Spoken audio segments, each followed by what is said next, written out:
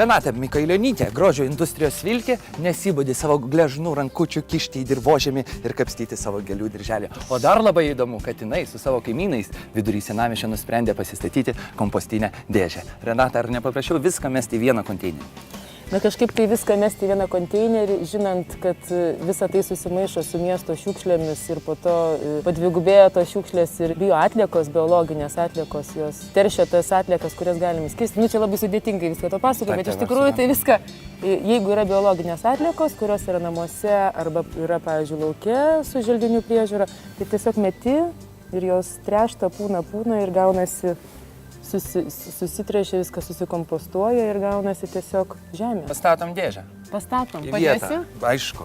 Ašgi čia tam ir esu. Nu, pasiimu, ką priskyniau ir pirmas bus bio atliekėlės. O jeigu ne apie bio atliekėlės kalbėti, tai... Tai yra namuose šalia durų toks didelis maišas ir kurios... Kuris niekam nemaišo.